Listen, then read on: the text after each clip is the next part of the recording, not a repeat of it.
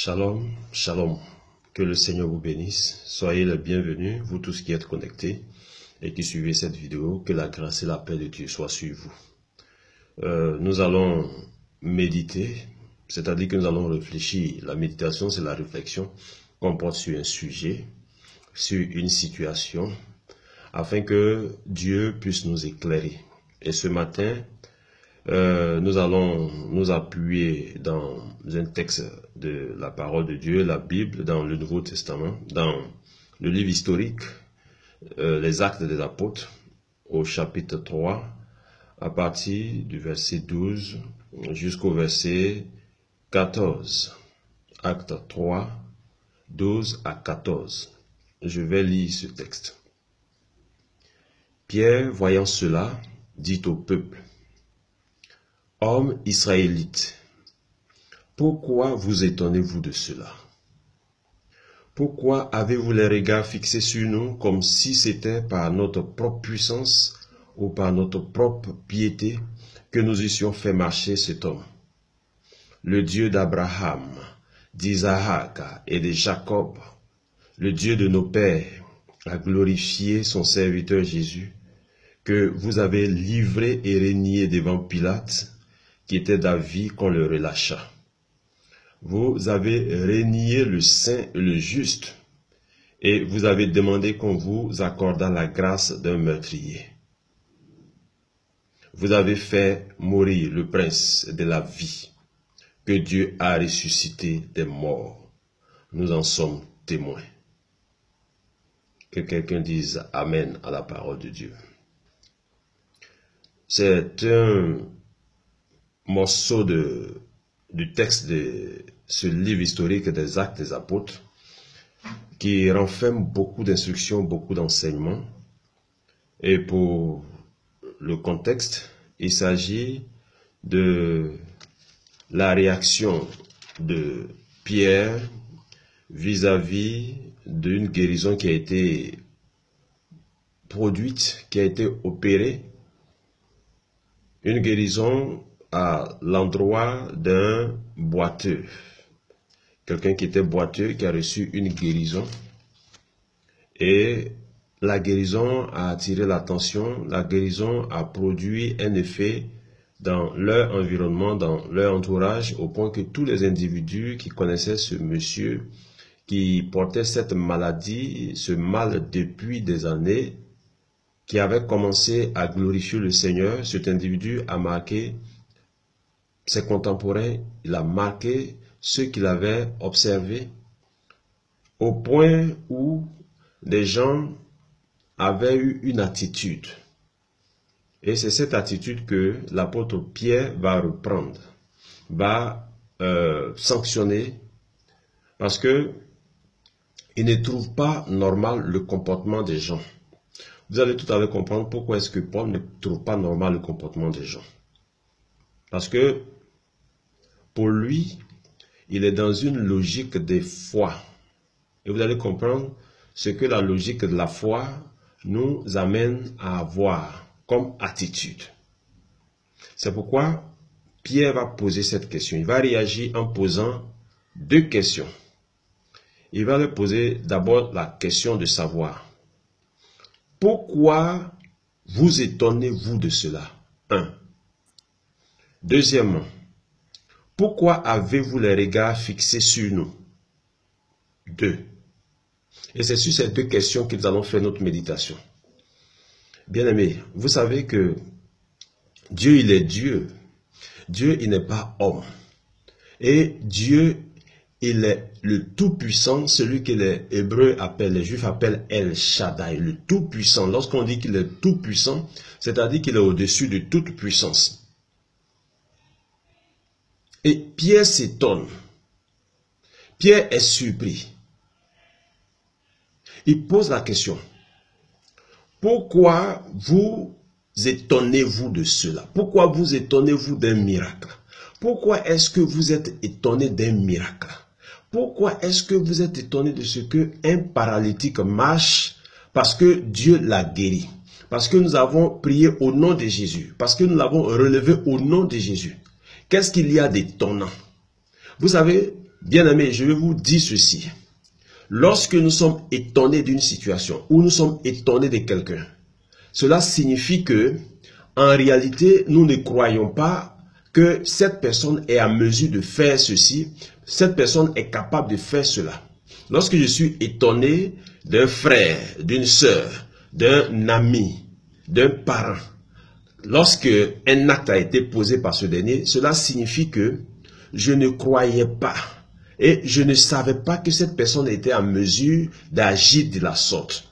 Parce que l'étonnement, c'est une interrogation qui nous amène à dire ceci. Mais celui-là, je le connais. Celui-là, je sais ses compétences. Mais comment se fait-il qu'il est en mesure d'agir au-delà de ses compétences? Voici ce que l'étonnement signifie. C'est pourquoi Pierre pose la question à ceux qui étaient en train de les regarder après avoir vu ce miracle. Il leur demande, pourquoi vous étonnez-vous de cela? Pourquoi est-ce que vous êtes étonnés de voir Dieu opérer un miracle?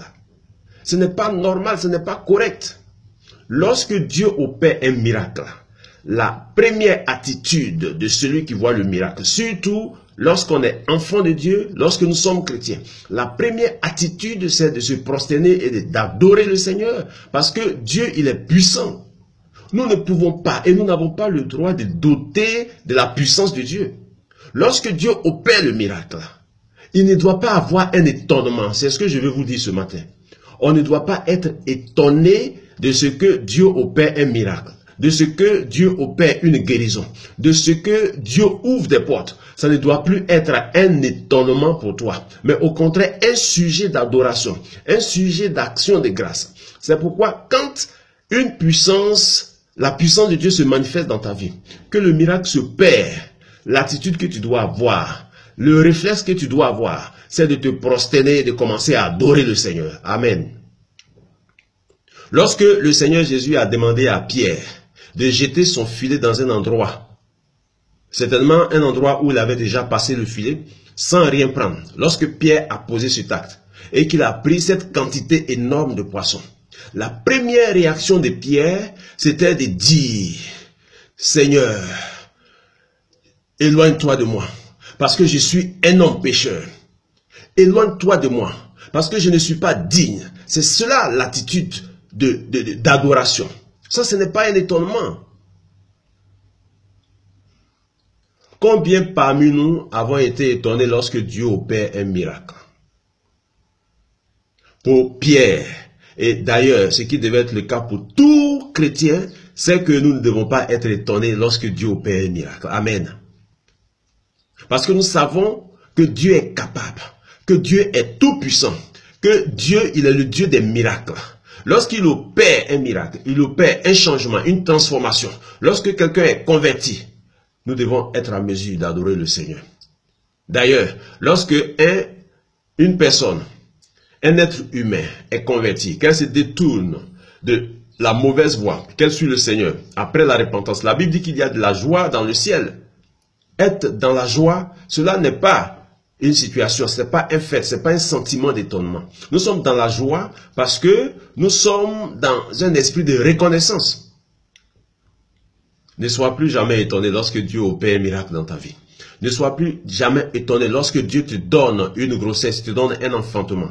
Lorsque Dieu permet que tu puisses voyager, lorsque Dieu permet que tu puisses avoir une promotion, tu ne dois plus être étonné. Au contraire, tu dois être dans un esprit d'adoration. Amen. La deuxième question que Paul a posée, c'est une question aussi qui est révélatrice.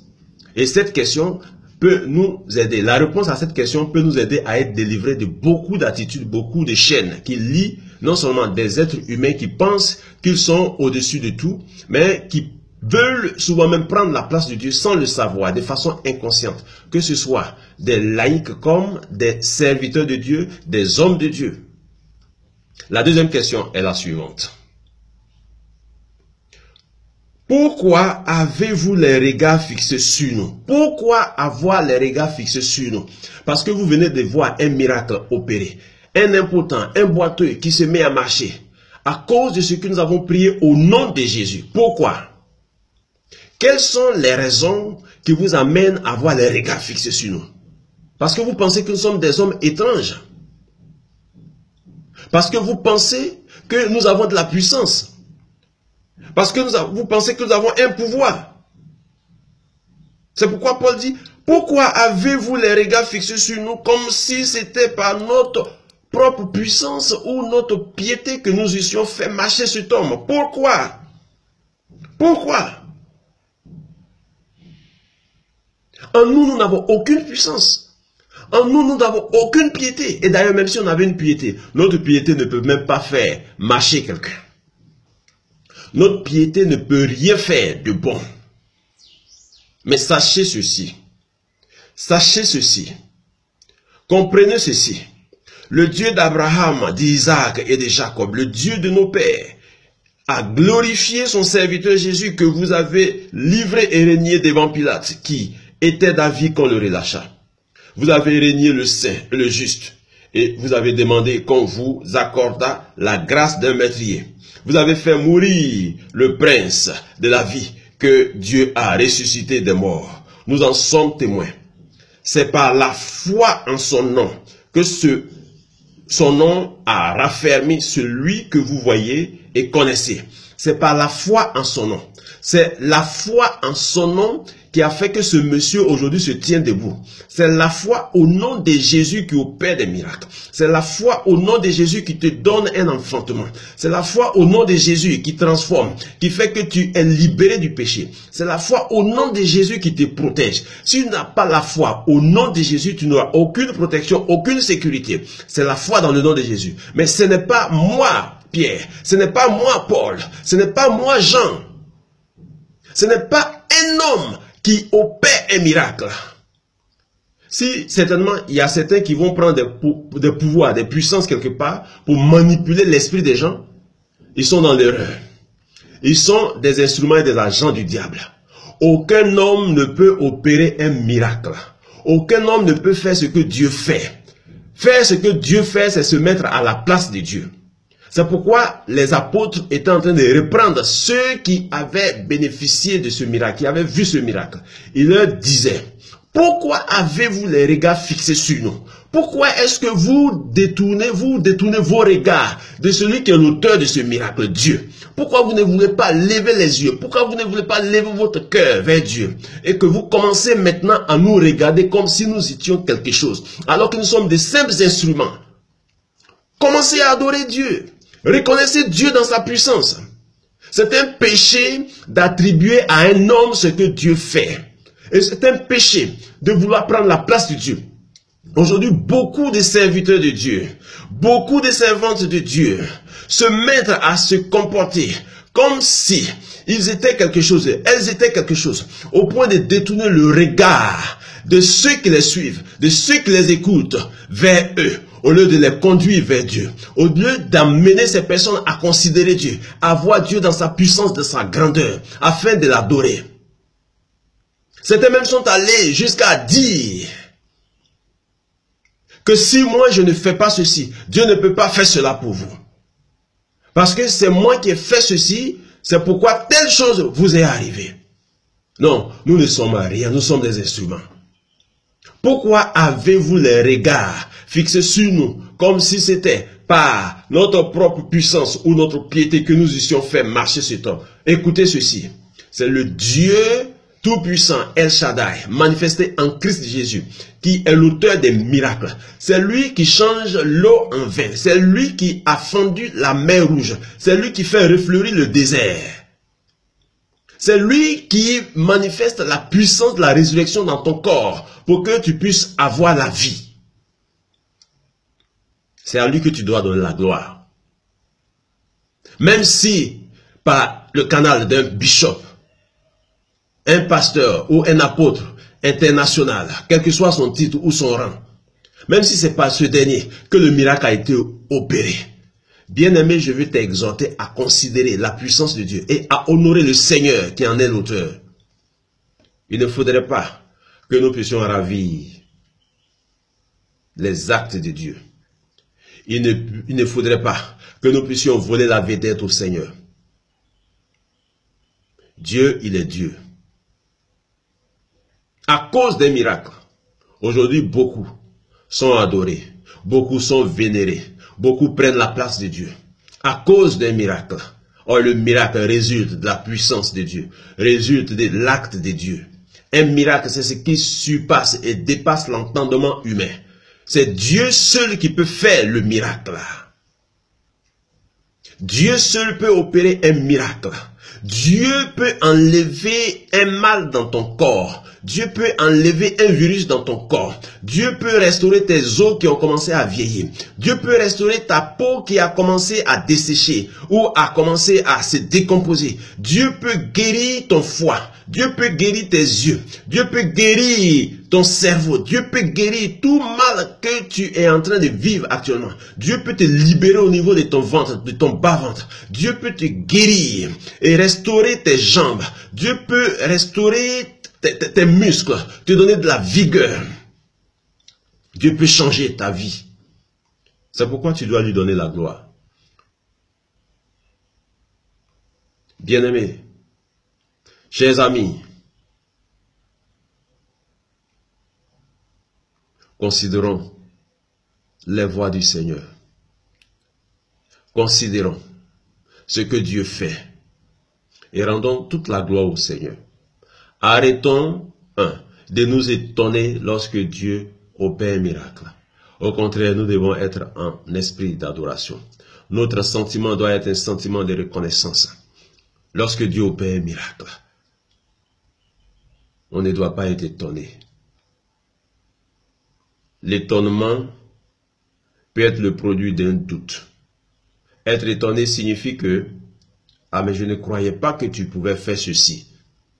Mais aujourd'hui, tu viens de le faire. » Alors, si tu es étonné, ça veut dire c'est ce sentiment que tu as à l'endroit de Dieu.